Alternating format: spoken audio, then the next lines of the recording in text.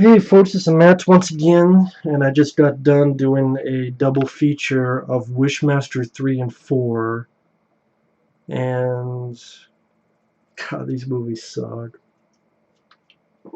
The first Wishmaster, honestly, to me is the only good one.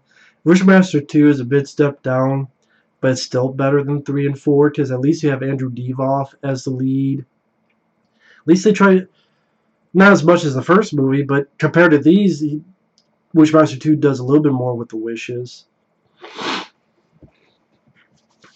This and Part 4 are directed by Chris Angel, and no, not the magician, at least I hope not. And I guess they were shot back to back because this came out 2001 and the other came out 2002. And they got a new guy playing the djinn. I don't know if this is true, but apparently the story is Andrew Devoff wrote a script for Wishmaster 3. They said no. Then he read the script they had and said, this fucking sucks. I'm not doing your script. Cast someone else. And then they did. So you have two different people as the Wishmaster in this movie. And the next one. You have this one guy in the suit who's fucking awful. And the suit looks like cheap jack horse shit. I've seen better fucking costumes around Halloween. Pitiful compared to the costume in the first two Wishmaster films. And it's this guy who acts as if he's fucking either Shakespeare, play, or cartoon. As he's fucking Cobra Commander mixed in with Shakespeare. Mixed in with Brian Thompson from Mortal Kombat Annihilation. I'm ready for the motherfucker to go, this is glorious! He's so over-the-top cartoonish and his dialogue, bigger than life. And I'm like, you never saw the Wishmaster movies, did you, man? What the fuck are you acting like this? And then when he takes a face, it's a different person playing it. And this one, Jason Connery, who's the son of Sean Connery. So like Andrew Devoff, he played the human form and in the suit. Here they got two different people. I don't know why they did that. I don't know why. I guess just because. Probably to save time. Like, hey, that guy in the suit, once you're done, leave. Oh, now what you shoot with Jason Connery. And all that time they take the suit off, we don't have to wait. I'm like, well, then you can shoot other scenes not involving the djinn while that's happening, but no. And again, the guy who plays the djinn is fucking awful. And then Jason Connery, he's British and he's a professor. And I thought he was fucking lame in this movie. He's no Sean Connery. I'll tell you that much. Jason Connery, I'm sorry, you're not your dad. And the movie itself, the lead girl, there's a car crash back in the day. Her parents died during the nightmare. It's ridiculous because people's speeches are altered, which sound ridiculous. One thing leads to another. There's a jewel. The djinn comes out. His fucking suit looks cheap jack horse shit. And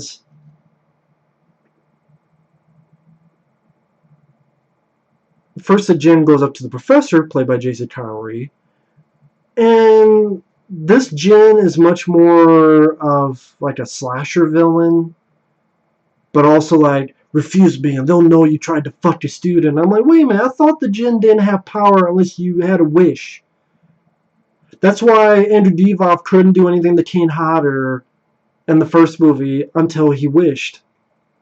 Here, though, he can, he has power and makes the guy wish, and he wishes for two the most beautiful women.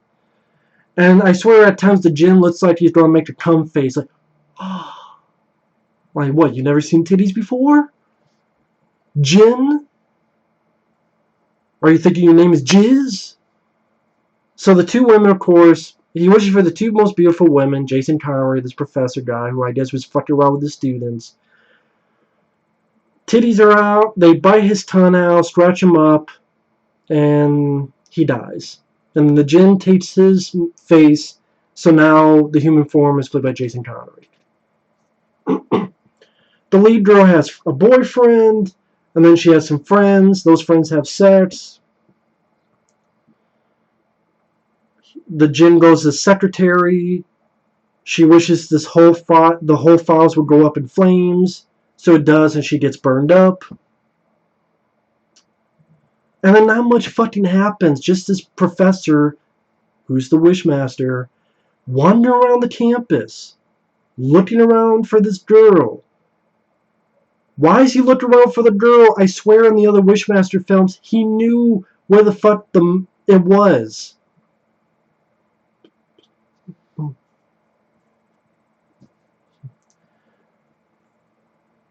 Well, okay, maybe that's not the case.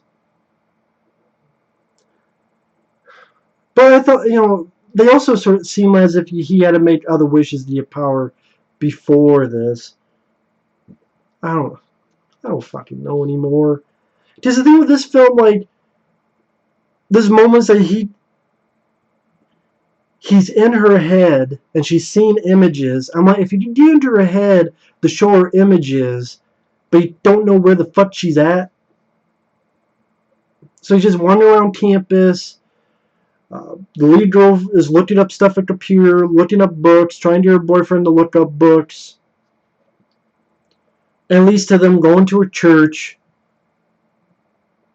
There's another girl who wishes to lose a little weight, so she spits up blood and stuff. The lead makes one of the wishes, stop her pain, so he kills her. Then I wish to invoke the spirit of the Archangel Michael. And a fucking angel comes down, and the boyfriend pushes her out of the way, and the Archangel possesses the boyfriend, who then talks in a different voice. It's a different actor, and altered voice too, and creates his fucking sword, and then him and Jin get in this little fight that looks like a shitty, someone said it best, it looked like a shitty WWE street fight.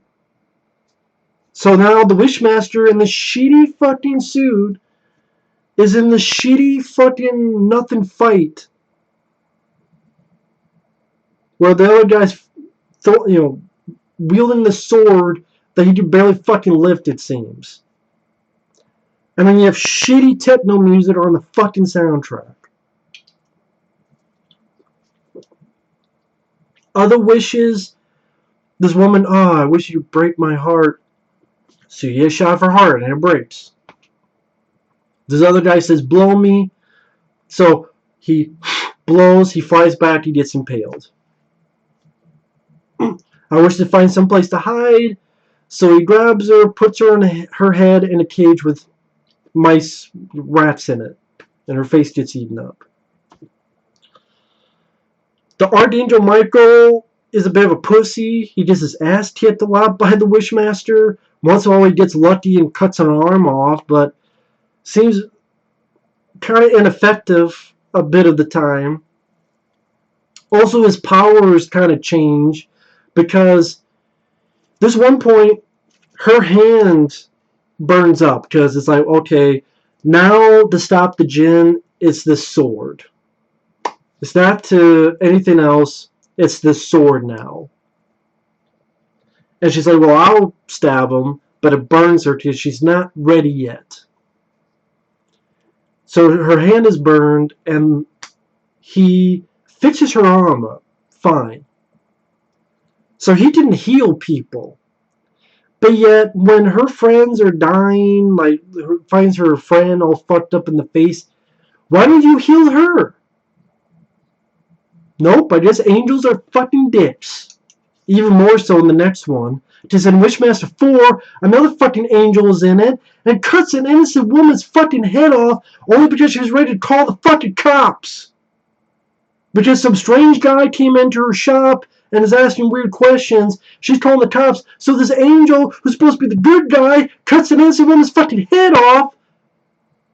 Good job, Chris Angel, director. Maybe you should be the magician and fucking make these films fucking disappear. Because I ain't worth the sweat on my balls that it took to watch these two fucking movies.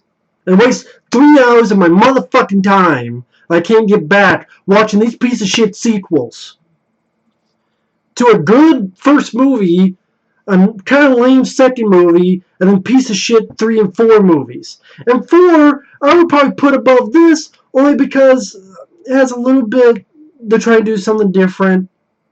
And the human version of the Wishmaster, he's better than Jason Connery, but they're still shitty movies. Because they look cheap, just like the suit is cheap of the djinn. The actor playing the djinn sucks. Andrew Divoff is missed. Kind of the fun is how you twist the wishes. And these sequels, I don't really feel much of that. Like the creativity. There's not much creativity in these later sequels. And there's definitely not a lot of the effects. It's not an effects show like the first movie was. That's because the first movie was directed by an effects guy. And I thank God that happened. Because that makes the movie fun. Keep doing that. Even with the Elm Street sequels kept that. I love Elm Street 4. Still a good effects movie. And I like the movie as in general, which I like. Lisa Wilcox, the music, fucking A. You watch those sequels, you show how they work, and movies like this don't. I like the djinns. Feels like he's trying to be more like the T-1000. There's a point he gets on top of a roof of a car. I give credit to the stuntman who's on top of the car. But he's on top of the car trying to get into it as if he's the Terminator. I'm like, so the Wishmaster is now trying to be a slasher film Terminator. And I don't buy Jason Connery. I thought he was pretty bad in this. Not intimidating, not scary, not charismatic at all, not charming at all, which Andrew Divoff was. And Andrew Divoff is greatly missed. So it all ends, they're on a roof. She's like, you need my third wish. Well, if I'm dead, you can't get. So she tries to jump off. The djinn gets there as if he's the fucking Flash or the $6 million man. Grabs her. And then Michael throws her the sword. And the throw looks as if the fucking sword is on a string. It's like, she grabs it, stabs the djinn. They both fall down. The djinn dies. And then Michael, like, they both disappear, him and the girl. Then they reappear. And then the boyfriend's on the roof again, and she's okay. I'm like, well, all this power, why didn't you save your friends? Or heal them? But her and the boyfriend are alive, and they're on a roof, and the movie ends. I have nothing good to say about this movie.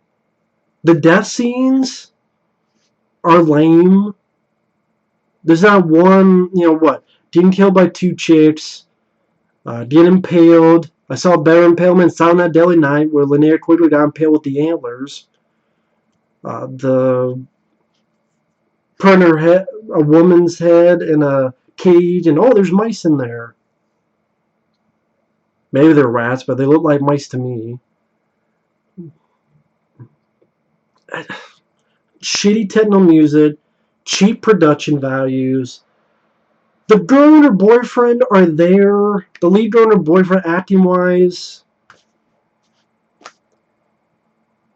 people won't believe it, but I've seen much worse. But I've also seen much better as well. So I'm like, whatever, I don't care.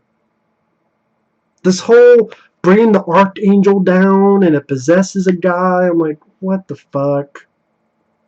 Okay. I just not trying to copy the others, but just fucking thought silly and stupid. Again, almost as if I want to be a Terminator, because you have like a woman, then you have a protector, and then you have the villain going after them, and this is it just doesn't work. The actors involved, the dialogue. What the fuck was one line of dialogue like?